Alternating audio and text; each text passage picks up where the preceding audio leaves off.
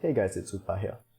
So I managed to just, claim all my event related stuff and just cash out on some small miracle offers like the championship pass and whatever. And I managed to scrape by just barely with exclusive tree. So horrible luck, as I said. My summons were really disappointing, but now we have exclusive tree and we can test everything at once. So I said earlier in the previous video that I do think she will be using versatility aura, but you can see that we don't really have the runes for it. So for now, I guess we will run her without auras, but we can still do some testing. So of course I want to test her in both PvP and PvE, but my main concern at least is that, or rather my main prediction would be that she isn't going to be that strong in either content, at least in the top level until exclusive tree. Regardless, let's just start testing stuff. So her damage shouldn't ramp up until exclusive tree, but let's just do a quick test on something like Guild Boss 7. So let's do a battle test and let's replace our Irato. So let's not change this preset actually, but let's remove our Irato and let's add in our Felicia. And let's make a new preset over here. So let's do this. And I think everything else should be fine. So yeah, let's leave it as is. And let's just see what the damage is like. So let's see the Irato team first. So this generally gets between about high 4 billion to 6 billion, somewhere within that range. So we are at 5.6 over here. And let's see with our Felicia. So I'm expecting this to be a pretty big drop in terms of damage. So yeah, this is as expected, and we can see that the damage that she does is pretty negligible. And until exclusive tree, I expect it to remain that way. So let's just take a quick look at her exclusives once again. And which one's the one with the 1 defense thing? So 1 defense is exclusive 1, exclusive 2 is just some pursue and attack as well. And exclusive 3 is the main one for damage. So we can also try in arena, and let's find a player which I don't normally beat. So let's see. Let's check out defense. Our defense is looking not bad. So let's try fighting someone like Kiamat. So this guy is pretty strong, and let's just watch the fight and see where we are dying.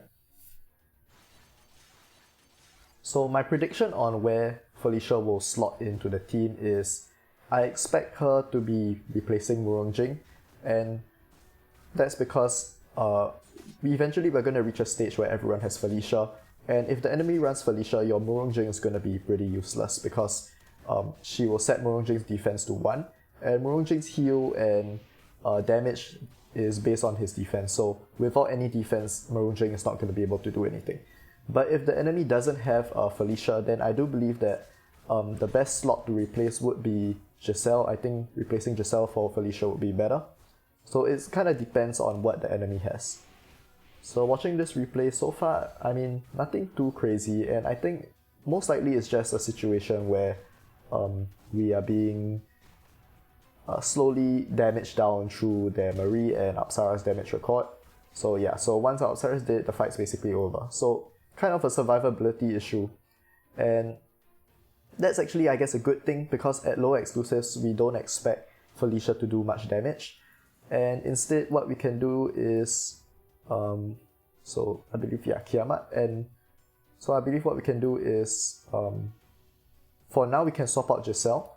And let's put in our Felicia over here. And of course, we should want to set a preset. And let's do something simple. Let's do a starter with his special 2. Let's prefer the special 4 over here, and everything else I think should be fine. Yeah, everything else should be fine. So I'm not expecting to win this because I don't believe Felicia replacing Giselle here might or might not reduce the damage our team takes, because we do lose the attack down 2 and cold 2 debuffs on the enemy, but we do have some minor damage reduction through her skills. So at exclusive 2, let's just see how this goes. Or exclusive 0, let's see how this goes. So I expect the outcome to be the same and that we will lose this fight. But of course, we may be in for a pleasant surprise. So what we should notice as well is that our Felicia will be able to bypass Marie's passive, and that's because she does crit damage with her damage. But as you can see, the damage that she does at this stage isn't anything special, and that's because she's missing out on a lot of stuff from her exclusives, which is her pursue and attacks, and at exclusive 3 the bonus damage that she does on the enemy. So I'll be quite impressed if we manage to win this fight over here. And if so, then my belief on why we won the fight is because of 2 reasons. So first, we do have a little bit of damage recorded on the enemy because we do some damage with our Felicia, and also because she has some damage reduction skills on her Special 2 and Special 4. So it does seem that we are perhaps surviving a little more than normal, or actually just as I say that, so we died, and I would say that's just as I expected. So last thing I want to test her at really quickly is I'll just run her in the Nameless Brotherhood faction, so we'll just put her in like so, and I'm not gonna manual battle, but we'll see. So actually, in terms of Faction Abyss does deal more damage than our other damage dealers Anhije and Bobo-En, but this shouldn't come as a surprise because first of all, my gear on my Anhije and Bobo-En is horrible. I mean, you didn't see me gear, and they don't have any proper gear on them, so we can just take a quick look. But yeah, I mean, mastery set and accuracy set, you know, this is just pathetic, honestly.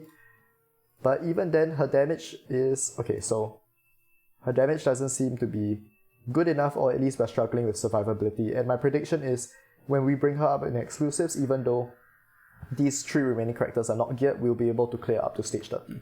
So let's once again try. Let's try to bring her to exclusive 1. But before that, I just wanna just remember the damage that she's doing on Guild Boss 7. So we're doing about the 3.6 billion range. I think the previous attempt was 3.8 billion. So now let's bring her up to exclusive 1. So let's go to Felicia. Let's level her exclusive over here. And what this does is it will reduce the enemy defense to 1. I think this is the main thing about her. She also has some attribute debuff cleanse and some additional damage reduction. But the main thing I think is this defense to 1. So let's try PvP first. And once again, let's fight Kiamat. So exact same setup, except we have 1 exclusive now. And I'm not sure if it triggers start of wave, but you can see that Murungjing's defense is now 1, and this is really big because I think now when you see the heal that he does, it's going to be negligible alongside his damage. So yeah, okay, let's wait and see. Maybe we should run the game at slightly slower. Let's run it 2 times. Her damage is still not anything special. But yeah, okay, you saw if you saw clearly, there was an instance of Murungjing healing for 2. And healing for 2 health is crazy, and that's because his defense is now 2. So yeah, you can see across the board that the team's healing for a negligible amount, and just like that, we should win this fight because he doesn't have enough sustain any longer because we've just simply completely nerfed his Murungjing. So still at this stage, her Felicia's damage isn't anything special. But you can just see how strong she is, even at exclusive 1, being able to shut down Murungjing teams. Of course, if you have your own Murungjing, you shouldn't be that disappointed. Because Murungjing is without a doubt still going to find a place in 3v3 teams. Just that if the meta team starts to revolve around Felicia, then chances are Murungjing is going to become obsolete. Which is why, as I mentioned, wait, what's this effect on? Oops. Okay, the character died, so we couldn't see it. There was some status on, I think it was the Giselle, which we just missed. I wanted to take a look at what it was. But anyway, yeah, like I mentioned, against a team without Felicia, you would want to just replace your Giselle rather than Murungjing. But when players start to all have Felicia, we should stop using Murungjing. Alright, so next let's go back to Guild Wars 7 and see what the damage is like at exclusive 1. So there may be some background noise, not much I can do about it, but hopefully it isn't too distracting if you guys can hear it. So previously we were doing 3.6 to 3.8 billion, and this time we are doing about 3.9. So I think this increase in damage is primarily just because of the additional stats that Felicia is getting from exclusive. So you can see 3.9 to 4 billion damage, so still pretty low, and that's to be expected because she doesn't really get much damage until exclusive 3. So lastly, let's go back to Faction Abyss and go back to Nameless Brotherhood, and let's see if we can just clear this on auto, which was an issue the previous time, and we can. So this is because of her additional survivability you can see here, over here, and I'm sure reducing the enemy's defense to 1 also plays a big part, since well, not really, since these are all none of these are direct damage dealers, so it seems that it's just the survivability increase which is helping us. And in fact, okay, so now we have characters dying. In fact, our Felicia was the one who died here, and so not a consistent stage 29 clear. So that's good. So now let's move on to exclusive 2. So let's go back to Felicia. Let's up her to exclusive 2 this time. So, and what exclusive 2 does is we get even more survivability. We get DOT debuff cleanse. This is really, really nice. And we get an additional pursue and attack to increase damage. So another reason for why we did more damage in Guild Wars 7 for exclusive 1 is because we also got a counter attack, so additional pursue and attack. So now we also have additional Murongjing counter. So now what I want to try is let's fight a stronger opponent in arena. So let's try and fight, perhaps let's go to our battle record and take a look. Let's find someone like High Traffic. So High Traffic's really strong. Hopefully he attacked us on defense so we can get our fight back.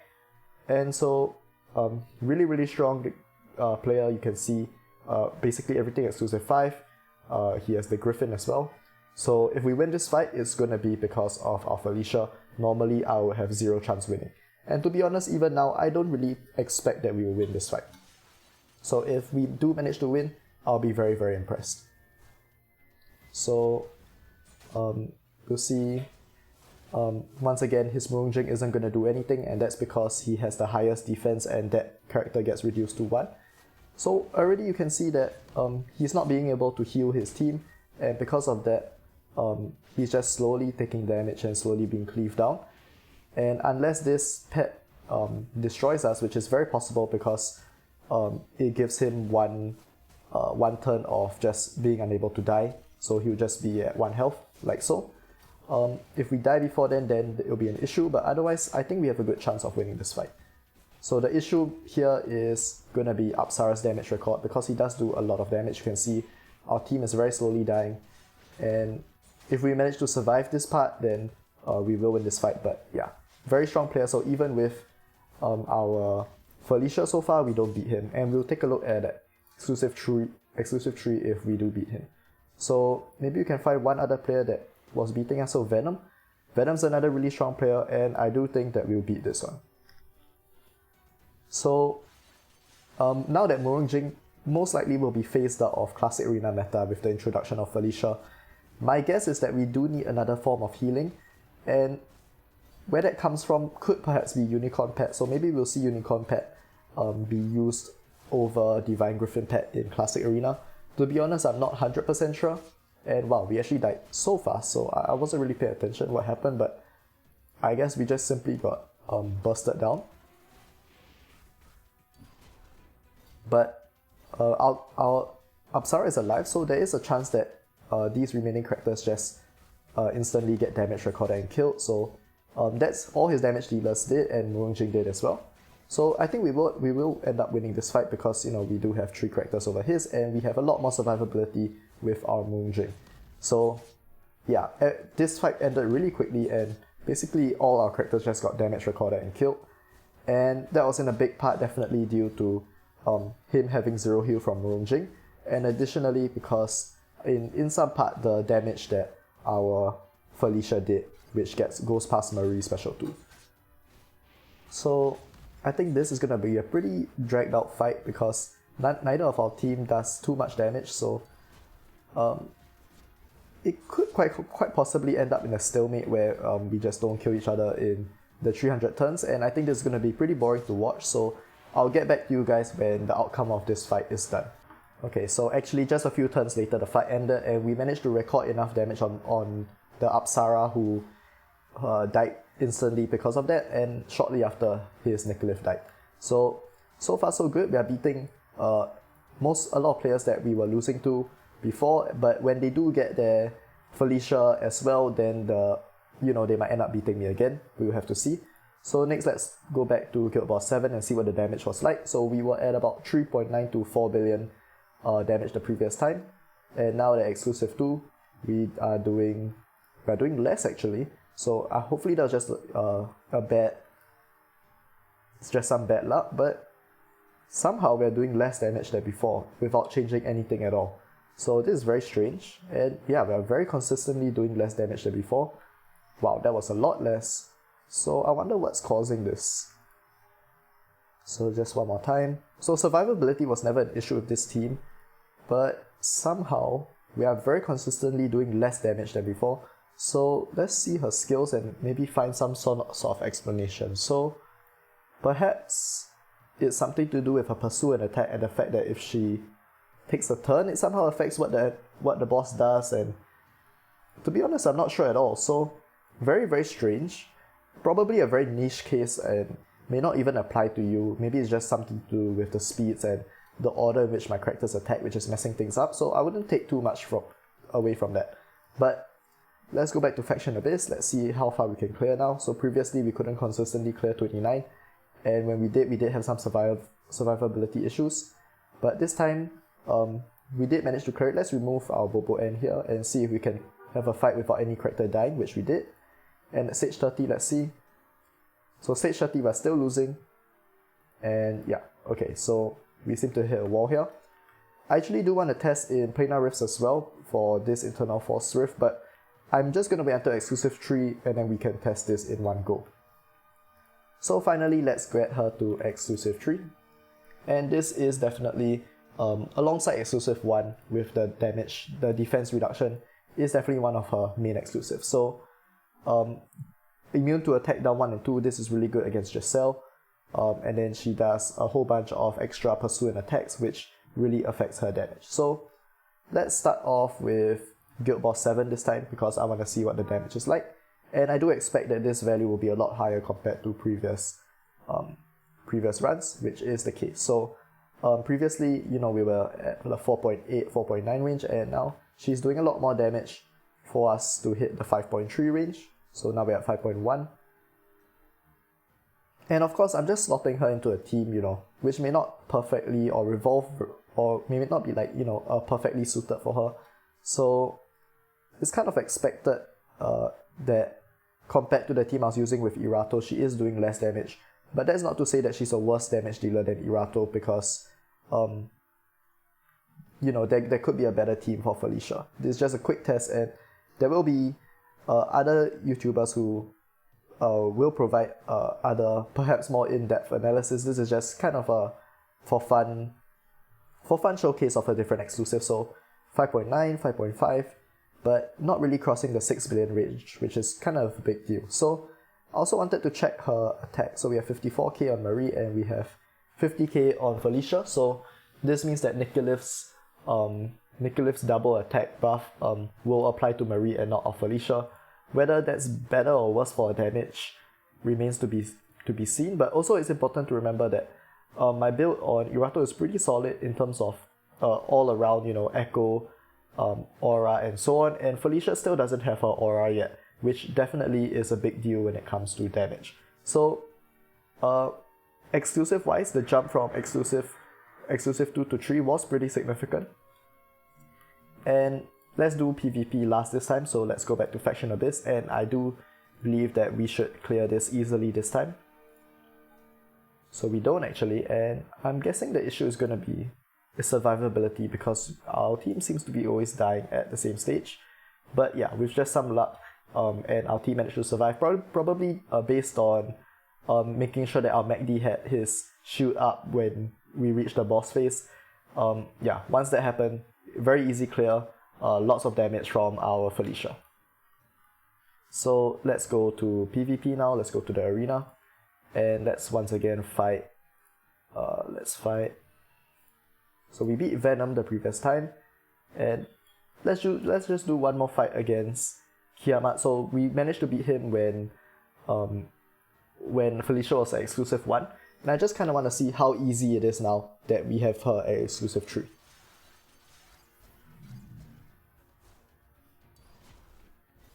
So fight starts pretty normal, and the main difference now will just be even more survivability than before, and also increase damage from our Felicia. So Felicia does a lot of pursue and attacks, which the damage should add up over time. So yeah, we did enough damage so that whichever character this was, Apsara, died instantly. So yeah, this was definitely a much more dominant fight compared to the previous time, and I can quite confidently say that that's in part due to the additional damage done by Felicia. So very nice fight. And finally, let's fight High Traffic. So this is kind of the big boss, you know. Once again, I still don't expect to beat him because this Griffin pet is just so OP, and he does so much damage, it's really difficult to survive, even with our additional survivability we'll get from Felicia. But let's see how this goes, you know. Hopefully we get surprised with the result. So pretty good damage as well. We were doing like about 400,000 with both attacks on the Marie. And we're doing, yeah, really good damage. But I feel like if we do want to win this, we have to kind of end the fight before his Griffin takes the first turn. So maybe with a stronger Felicia, like I said, she has no aura, which is a very big deal. With a stronger Felicia, I do think we have a good chance of winning. So this time actually we're gonna win, and that's definitely because we did a lot of damage using our Felicia, and our damage record is killing them slowly. And we may not necessarily win still because of this very annoying immunity from the Griffin. So yeah, really annoying to face. But there's a chance she ends the fight on her own, and pretty unlucky. But we definitely can win this fight with aura and maybe just some adjustments to our speed. So you can see the outcome was really different. This time he only had one character at 1 health. That was just because of the Griffin keeping his team alive. But in terms of damage and that we dealt to get past the Marie special 2 and all his shields and whatnot, our Felicia did really well. So even though her damage here isn't, you know, as high as Marie, I think this is pretty misleading, and Felicia's damage really was very impactful in this situation. Alright, so I've kind of cut from the previous video, and now I'm recording once again to give you guys some additional information now that I've done a little bit more testing. So you should have seen me lose to High Traffic earlier, but I did make some changes to my teams, and now I'm able to consistently beat him. So what I changed was, instead of using Murongjing, I replaced him with our Felicia, and instead of Giselle, I replaced him with Irato. So this is a good thing because I predict that when more enemies have Felicia, you wouldn't really want to use Murongjing anyway.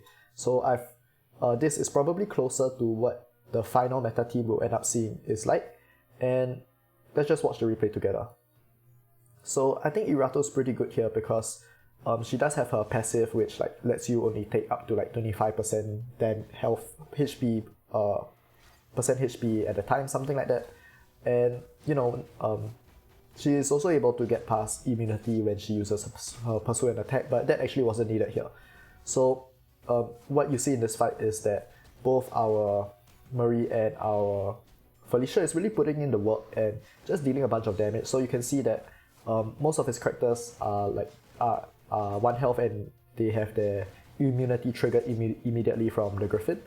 And once we trigger this immunity, the next time they take a turn, they should just die from Apsara's damage record. So yeah, making just these simple changes really made a big difference, and you can see this time I completely survived against his team.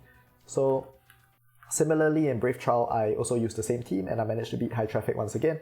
I also managed to beat this guy Missile, even though High Traffic definitely is still the strongest guy here so far. So just using the same team you've just seen, I managed to beat High Traffic as well. And now what I want to show you guys is Planar Rift. So I was stuck here initially at stage 550, and then I just did some manual and then managed to clear up to 570, and I'm not even stuck here, it's just that this is as far as I've completed so far. But I do have the pictures to show you the results of the fight. So this was for boss Lam. So Lam is the poison boss, and for this one there are 3 enemies. So you can see that Felicia's damage is actually pretty close to Indra, and this is without aura, of course. And you know, obviously Indra does really insane damage, really strong for Planar Rifts, and yeah, coming kind of close to Indra's damage is really nice. You have to consider that although Indra's doing all the damage, technically he's doing the damage for 2 characters, Dianmu and Indra. So yeah, Felicia's damage is really solid. Once again, Felicia is a AoE damage dealer, so she attacks multiple enemies rather than single target like Indra does. So naturally, a single target damage character would generally do more damage to single target enemies than AoE damage dealer. So 683 million, nothing to scoff at. So next, this is for boss Danvolt. So this is the one with 5 enemies, and the main boss has Taunt. And you can see because there's more enemies, obviously Felicia will be much closer in damage to Indra because she has more enemies to hit. So this just goes to show, you know, when there's more enemies on the enemy team, Felicia is stronger because she is a AoE damage dealer. So this time 819 million compared to 923, which is very close. And lastly, we have boss Neda. So this is the fire boss, and just one singular enemy. And this time, because it's single target, unsurprisingly, Indra does the difference in damage between Indra, which is a single target damage dealer, and Felicia, who's AoE damage dealer, is much more significant. But of course, 515 million damage compared to Indra, and Indra obviously does insane a lot of amount of damage. So 515 million damage still very solid. But of course, for her to have this amount of damage, you do need exclusive 3. Before exclusive 3, the damage really isn't that good, and when it comes to dealing damage, it's definitely required. So going back to the game, just a little bit more I want to show you guys. So let's go to Wuthering Coast. So somehow I forgot to test Wuthering Coast in the individual exclusives, so unfortunately I can't show you guys the performance at exclusive 0, 1 and 2. But to be honest, her damage before exclusive 3 isn't very good anyway, so if you are looking for a damage dealer, you should only summon her if you can get her to exclusive 3. Before then, you shouldn't go for her, because below exclusive 3 she's used more for her different utility. But anyway, I'll cover different exclusives and my thoughts on whether you summon at the end of the video. So what I'm going to do here first of all is show you guys that Felicia, she benefits from the direct damage Wuthering Coast buff. So if you just do a very simple test using, you know, one character, 321 million, and then if we try the internal injury buff over here, 135 million. So she benefits from the direct damage buff. And for some players who already have Marie and they want to see Felicia's damage, well, we should try and compare them. So what I've done is, this is a normal team that I use. So this is, you can take a look at the damage, it should be around 35 billion. So okay, 31 billion, there's some variance, sometimes it's higher, sometimes it's a little bit lower. And the main thing I actually want to do, so let's save a new preset, is remove her echo. So let's just put some garbage echo on her, and the reason I want to do this is because my Felicia doesn't have her echo, so it would be unfair to make a comparison where Marie has her really strong echo, or aura rather. So in terms of echo, my Marie echo is actually only 1 star, you can see, and my Felicia's one is 2 stars, so technically Felicia should have the advantage over here. So let's do a test like this. And now without her aura, let's see what our Marie's damage is. So 13 billion. And now let's try the exact same team but with Felicia instead. So remove Marie and let's put in Felicia. So we saw 13 billion for Marie. And using this exact same team, we have just 6 billion. So you can see that this difference is quite significant. But once again, this is a single target enemy. So naturally, Marie would generally have the advantage as a single target damage dealer. And when it comes to having multiple enemies, most likely Felicia would have the advantage. So now let's try this team. And this team, once again, they both have no echoes. Essentially, this is essentially not an echo because level 0 and it's just some rubbish. So it wouldn't make a difference. So in this case, we're testing both Marie and Felicia on the same team. And the reason why I want to do this test is to first of all see whether replacing Rister replacing Rister for Felicia is good or bad. So previously, when we were using this exact team, except we had Rister instead of Felicia, we were doing 26 billion damage. And if you do a test here, you can see that our damage actually went down quite significantly. And one very strange thing that I noticed is that when I have both of them on the same team, you can see that we only have 3 billion damage on Marie, which is lower than our Felicia. So the main reason for that, I'm pretty sure, is just because, let's see our Marie's attack. So 54,000, and then on our Felicia we have 51,000. So actually, my suspicion was that Felicia was benefiting from Nicholas' buff and Marie was not, but this isn't even the case. So for some odd reason, Marie is doing really little damage when they're both on the team, but I think this is not really a fair comparison. But I think generally when it comes to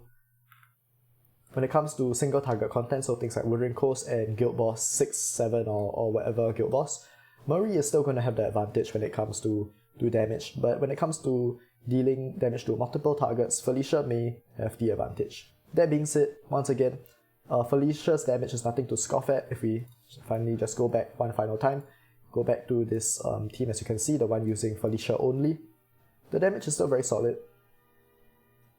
Not anything insane, but 11 billion damage, I mean, that's fine. Once again, this is without aura, so it could get a lot higher than that. So yeah, besides that, there are several places that it will be nice to test her in. For example, 7 Sages here, but we don't have the internal injury one today. And besides that, I don't really have anywhere in mind where I want to test her. I can't really test her in Purgatory right now because I've used my characters already, so I can't do like a proper test. So maybe in another video. But anyway, let's talk about her exclusives first, whether I think you should summon and so on.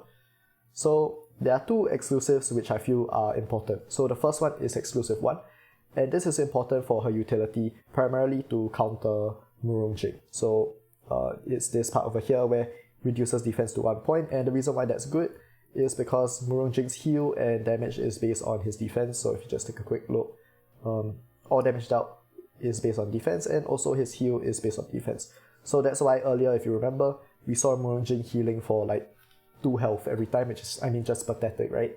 So yeah, Felicia is really strong in countering Murungjing. That being said, just having Felicia alone isn't going to be enough because, I mean, usually Murungjing is used in Marie teams or teams with Sun Wukong maybe, or Nicolith, Apsara, Giselle, many other strong characters. So just because you have Felicia isn't going to suddenly make you win against teams that have Murungjing. There's still many other layers and things to get past, things like Marie's special 2 and Marie's passive and exclusive 2, I mean. And so Felicia is just a piece of the puzzle that is needed in order to beat those kind of teams. And when it comes to Marie teams in specific, even though at any exclusive Felicia is able to damage past Marie's exclusive 2, the damage that she does isn't significant until exclusive 3. So exclusive 3 is the second exclusive which I feel is important, so 1 and 3. And the reason why exclusive 3 is important is because this is where she starts to get her damage.